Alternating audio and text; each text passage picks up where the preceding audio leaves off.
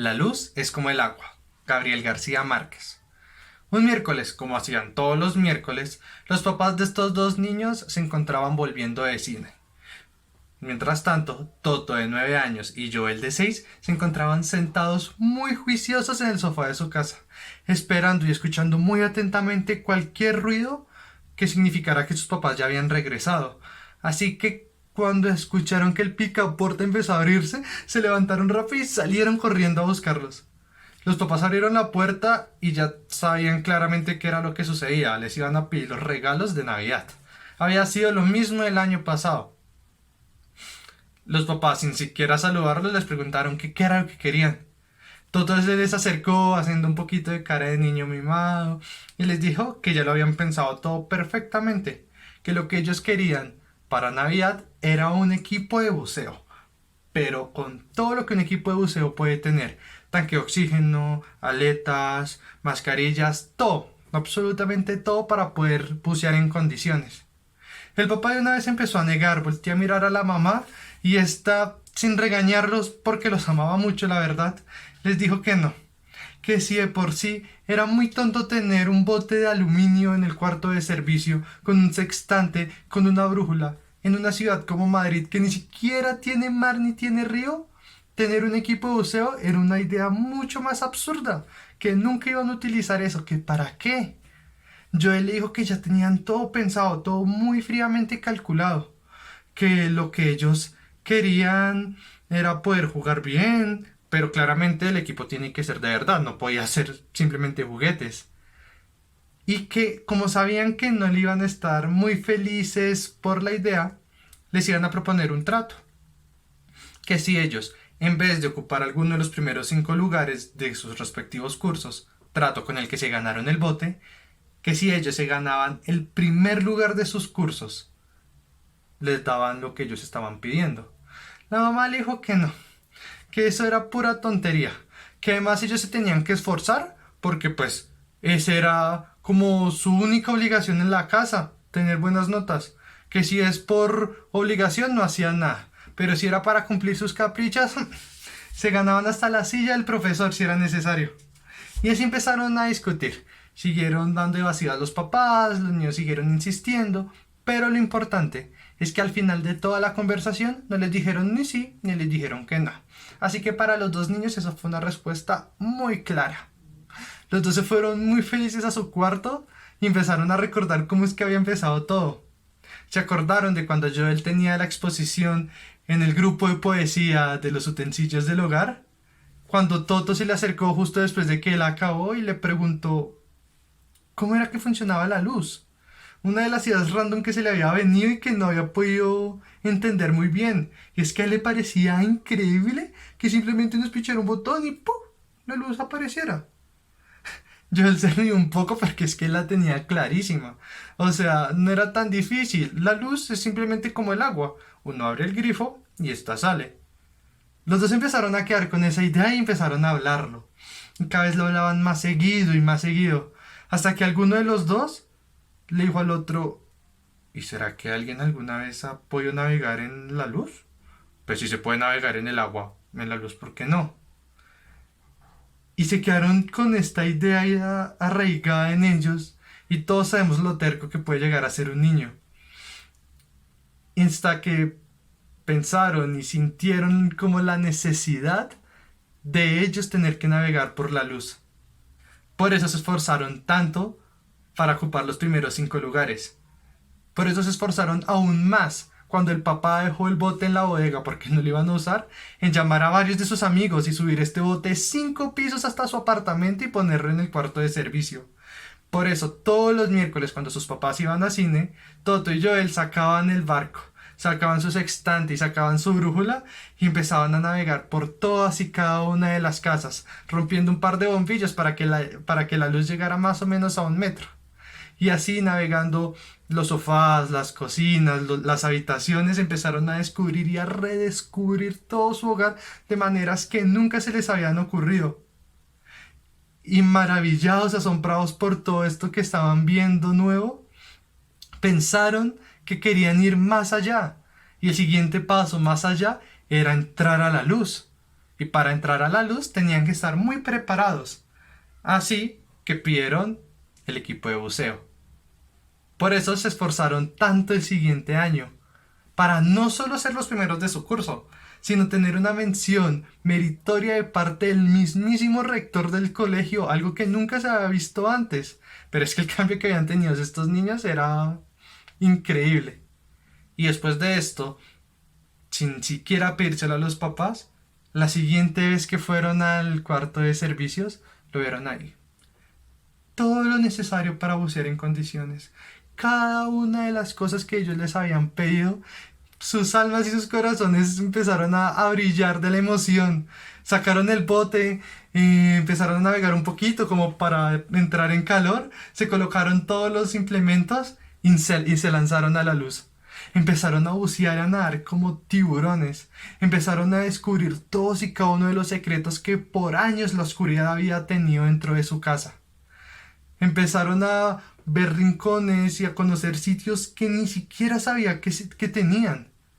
Y así, todo el año emocionados por cada descubrimiento nuevo, iban estando más y más contentos. Pasó todo este año y llegó la siguiente Navidad. Los papás ya estaban un poquito temerosos de lo que ellos les iban a pedir, pues llevan 2 años de regalos súper raros. Y Toto y Joel, emocionados, pero no tanto como antes, les dijeron que lo único que querían era una fiesta con sus amiguitos del colegio. Los papás les pareció que esto era maravilloso, era un regalo que pediría un niño de sus edades, así que sin rechistar les dijeron que sí, que de una. Citaron a todos para el siguiente miércoles mientras sus papás veían la película. Y más o menos a las 9 de la noche, cuando los papás estaban saliendo del cine, todo aquel que pasaba por el barrio La Castellana veía como de un quinto piso caían cascadas y cascadas de luz, que empezaban a iluminar poco a poco todo el barrio y poco a poco toda la ciudad. Empezaron a llegar muchas llamadas de urgencia a los bomberos, que en el momento en el que forzaron la puerta, vieron la casa llena hasta el tope de luz. Vieron los sofás, los utensilios de cocina, vieron todo flotando a diferentes niveles, a diferentes alturas. Vieron como los únicos que nadaban vivos eran los pececitos del cuarto de sus padres. Vieron como al final de un pasillo se encontraba Toto con su sextante intentando ubicar la altura de la osa mayor. Que vieron a Joel cómo se encontraba con su brújula y todavía con uno de los remos en sus manos. Y así en diferentes lugares de cada casa, 35 niños más, inmortalizados en diferentes escenas como hacer chichi en una maceta o cantando versos de burla hacia el rector como si fuera el himno del colegio. Y es que después de abrir tantas bombillas, la luz había rebosado y todos estos 37 niños se habían ahogado. En el barrio Castilla de la ciudad de Madrid, una ciudad de vientos fuertes, de inviernos helados, una ciudad que no tiene ni mar, ni río, y una ciudad cuyos aborígenes nunca habían sido expertos en la ciencia de navegar por la luz. Esta historia estaba terminando en una cama de un pueblo perdido allá por California en Estados Unidos en 1898, el 28 de diciembre de 1898. Y digo terminando porque ahí, postrado en su lecho de muerte, estaba Charlie Parker. No el músico, el mejor conductor de diligencia de aquel entonces. Déjenme decirles que antes, conducir diligencias era un trabajo serio. No cualquiera podía hacerlo. Solamente había muy pocos choferes de diligencia que podían manejar tanto los caballos, la diligencia, la carga y los pasajeros en aquellos caminos tan peligrosos. Y Charlie era uno de los 3 mejores que había en toda la historia. Claro, él se encontraba ahí solo. Su amigo Billy iba cada 8 días a visitarlo y Billy siempre le decía a Charlie, Charlie, de veras, tienes que traerte a un médico. Yo traigo al médico para que te examine. Y Charlie se le quedaba viendo con esa cara de malos amigos y esa voz de la que siempre salían groserías. No las voy a decir aquí, pero básicamente lo que decía Charlie era que si algún médico se atrevía a entrar por esa puerta, él mismo le iba a echar a balazos. Claro, si es que antes no le volaba la cabeza con un balazo en la frente. Y así se quedaba la cosa, porque Charlie no iba a permitir que un médico estuviera ahí entrando a estarle revisando, a estarle tocando, a estarle manoseando y molestando. Él quería morir tranquilo. Él decía que ese viaje, el de la muerte, era un viaje con un boleto solamente de ida y que ese viaje se hacía solo. Y así, el 29 de diciembre, ya estaba muerto. El doctor había dicho que había muerto durante la noche y lo enterraron.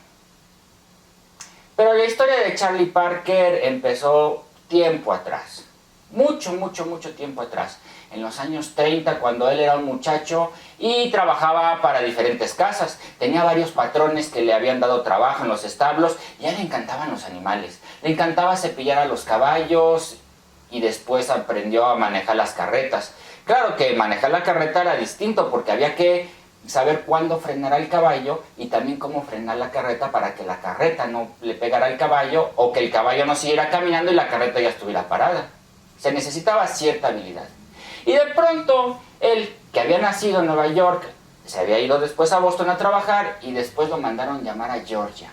Era un señor rico que tenía una hacienda grandísima y ahí él manejaba varias de las carretas que eran jaladas por 4 caballos. Y viendo que era bastante hábil, este hombre tan rico que estaba poniendo una nueva empresa de diligencias allá en California le dijo: ¿por qué no te vienes a trabajar conmigo? Vete a vivir a California, allá va a haber mucho trabajo. Y ya era 1948, la plena fiebre del oro, y Charlie, que estaba ahí entre los que manejaban diligencias, se prometió a sí mismo que sería uno de los mejores conductores de diligencia que jamás hubiera habido. Y efectivamente, era tan bueno que todo el mundo prefería viajar con él. Claro que había que darles viajes a todo el mundo, pero Charlie era el consentido de aquella empresa de diligencias.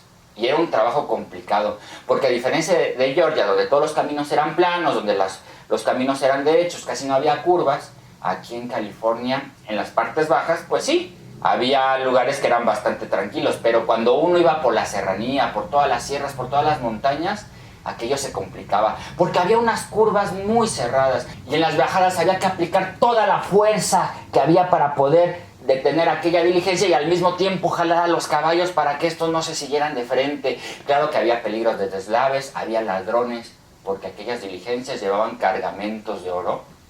Era la fiebre del oro. Y ahí Charlie, siempre seguro, se hizo respetar entre toda aquella gente que eran los que manejaban las diligencias.